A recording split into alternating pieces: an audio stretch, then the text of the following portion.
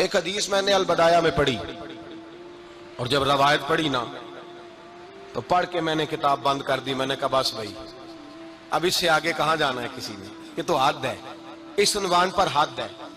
حضرت انس بن مالک حدیث کے راوی، میری طرف دیکھیے گا، حضرت انس بن مالک حدیث کے راوی ہیں، توجہ کرنا. کہتے ہیں ایک بی بی حضور کے پاس آئی، اپنا علاقہ چھوڑ آئی، آ کے کھڑی ہوئی تو اس نے کہا حضور میں خاندان بھی چھوڑ آئی ہوں، سسرال بھی، میکا بھی، ننیال بھی، ددیال بھی، میں ہر ایک کو چھوڑ آئی ہوں. میں جائیداد والی تھی وہ بھی چھوڑ آئی ہوں، مال دولت بھی چھوڑ، ایک میرا بیٹا تھا جوان وہ میں ساتھ لائی ہوں. سونیا یہ آپ کی نوکری کرے گا اور میں حضرت فاطمہ کی ڈیوٹی کروں گی، میں حضرت عائشہ کے برتن دھویا کروں گی، میں بھی نوکری کروں گی. حاضر ہے.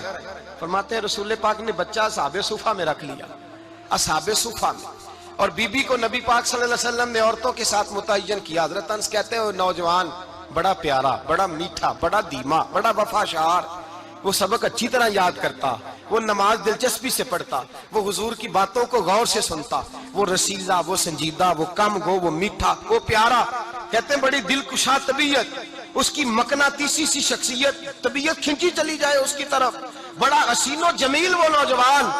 اس ماں بیٹے کے تذکرے ہونے لگے کہ بڑی جائیدادیں چھوڑ کے آئے، بڑے مال والے، انہوں نے بڑی قربانی دی ہے، ہر رشتہ ناتا توڑ کے رب رسول سے یارانہ لگایا ہے. اللہ بڑا بے نیاز ہے. وہ بچہ بیمار ہو گیا، شدید علیل ہوا.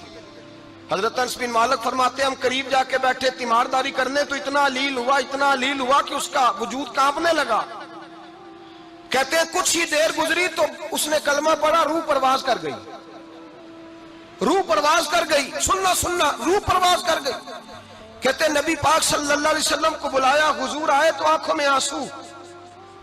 نبی پاک صلی اللہ علیہ وسلم نے سر پہ ہاتھ پھیرا اور پہلے حضور نے جملے ارشاد فرمایا تم غسل دو، کفن دو، میں خود اس کا جنازہ پڑھاؤں گا.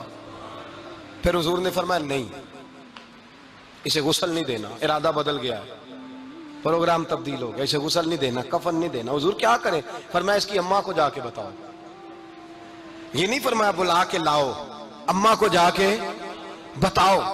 حضرت انس کہتے ہیں میں نے کوئی نرالا سے رنگ دیکھا، کوئی منفرد سا انداز دیکھا، ہمیں بھیج دیا اماں کو بلاؤ، اور خود نبی پاک اس کمرے سے نکل گئے اور حضور کے آنسو بھی یکدم خشک ہو گئے، مزاج بدل گیا، پریشانی بدل. اماں کو بلاؤ اس کی. تو نہیں ارادہ ہے محبوب کیا ہے، ارادہ ہے خدا کیا ہے؟ کہتے اس کی اماں کو جا کے خبر دی تو ماں کو تو بس کوئی اتنا بتا دے کہ بیٹا سائیکل سے گر گیا ہے، سائیکل سے گر گیا ہے.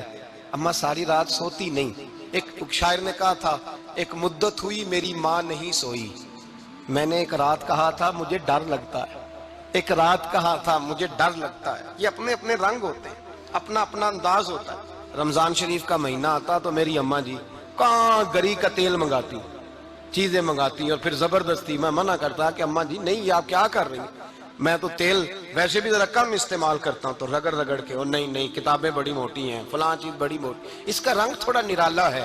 اور یہ جو ماں کا رنگ ہے نا، اس جیسا رنگ دوسرا ملتا بھی کوئی نہیں دنیا میں. یہ اپنی مثال آپ ہی ہے. اماں کو کہا تیرا بیٹا، اماں ذرا دوڑی، گری، پھر اٹھی، پھر گری، پھر اٹھی، پھر گری، روتی ہوئی آئی. کہتے ہیں پیچھے وہ روئی، لیکن جب بیٹے کی میت کے قریب آئی تو اب نہیں روئی. کہتے ہیں ہمارے چہروں پہ نظر دے ڈالی اور کہنے لگی تمہارا کلاس فیلو فوت ہو گیا ہے، واقعی چلا گیا ہے. کہاں پردہ کر واقعی کہاں؟ کہتے ہیں اماں نا زمین پہ بیٹھی اور پہلے اس نے بیٹے کے پیر اٹھا کے چومے، پھر سینے پہ رکھے، پھر وہاں سے اٹھی اور ادھر آئی، سر سجدے میں رکھا اور دونوں ہاتھ اٹھا کے کہنے لگی اے اللہ میں دولت کے لیے ایمان نہیں لائی تھی، اے اللہ میں جائیدادوں کے لیے کلمہ نہیں پڑھا تھا، مولا میں تیری بارگاہ میں آئی تھی تو میں تیرے اور تیرے رسول کو مان کر آئی تھی. خدا بندہ میں نے میکے چھوڑ دیے، سسرال چھوڑ دیا، ننیال چھوڑ دیے، ددیال، وہ دشمن تھے سارے دین کے، چھوڑ کے آئی. میں نے آرزوؤں کا بڑا مکان بھی چھوڑا. خدا بندہ بیٹے نے جانا تھا، مجھے شکوہ کوئی نہیں، لیکن خدا بندہ اب میرے سارے کہیں گے تو نے کلمہ پڑھا تھا تو تیرا بیٹا ہی چلا گیا. اے اللہ کی اگر نے دل مسلم کی دل جوئی نہیں، تانا دیں گے بت کے مسلم کا خدا کوئی نہیں. اے اللہ میرا یقین کہتا ہے کہ اگر تو مارنے پہ قادر ہے تو تو زندگی دینے پہ بھی قادر ہے۔ خدا بندہ کافروں کو راضی نہ کر، وہ خوش ہو جائیں گے، وہ مجھ پہ تانے کسیں گے، پھپتیاں کسیں گے۔ اے عرش کے مالک، رحمت کا دروازہ کھول، میں تیرے نبی کی بارگاہ ناز میں رہتی ہوں، نظر فرما۔ حضرت انس بن مالک فرماتے ہیں ایمان، یقین اور استقامت کے ساتھ اس بوڑھے نے جب دعا مانگی تو ہم نے مسجد نبوی کے صحن میں عجیب نظارہ دیکھا۔ ایک ماں نے دعا مانگی تو بیٹا اٹھ کے بیٹھ گیا، کہتے ہیں بیٹا اٹھ کے بیٹھ گیا، کلمہ پڑھ تو وہ اٹھ کے بیٹھا، ماں نے سینے سے لگایا اور ماں اور بیٹا نعرے لگانے لگے، لوگوں سنو، قرآن بھی سچا، اسلام بھی سچا، اللہ بھی سچا، یہ مسجد نبی سچوں کا گھر، اور سب سے بڑھ کے اللہ کا رسول سچا، اللہ کے رسول سچے، محبوب سچے، مسجد میں رہنے والوں میں سب سے بڑھ کر سچے، رسول کائنات صلی اللہ علیہ وسلم کا دین سچا۔ فرماتے ہیں رسول پاک کو خبر دی تو محبوب نے مسکرا کے فرمایا میرے رب کی طاقتیں بڑی زیادہ ہیں، ان اللہ علی کل شیء قدیر، اللہ کی طاقت بڑی ہے۔ ایمان تھا، یقین، استقامت، بچہ اٹھ کے بیٹھ گیا۔ حضرت انس کہتے ہیں وہ حضور کے زمانے میں بھی حیات رہا، وصال ظاہری کے بعد حضرت ابو بکر کے زمانے میں بھی موجود رہا، عمر کے زمانے میں بھی موجود، حضرت عثمان کے زمانے میں اس کی ماں کا انتقال ہوا، اس نے اماں کو دفن کیا اور ماں کے بڑے عرصے کے بعد اس نے پردہ کیا۔ جب ہم اس کی طرف دیکھتے تھے نا، دیکھتے اس کی طرف تھے پر ہمیں اس کی اماں کا ایمان یاد آ جاتا تھا، ہمیں یقین، او بھائی کبھی تو نے رب کریم کی بارگاہ میں سر سجدے میں رکھ کے مانگا ہی نہیں، تو کبھی آیا ہی نہیں، ورنہ اس کے دروازے سے کوئی خالی جا سکتا، سوال ہی نہیں پیدا ہوتا کوئی خالی جائے، کوئی جاتا ہی نہیں، وہ بھیجتا ہی نہیں، اس کا انداز ہی نہیں، اس کا یہ کریمانہ انداز ہی نہیں، وہ بھیجتا ہی نہیں، وہ تو نواز دیتا ہے۔ ایمان، یقین، استقامت اپنائیے، اوڑھیے اپنی زندگی میں، اللہ تبارک و تعالیٰ کے ساتھ جڑیے۔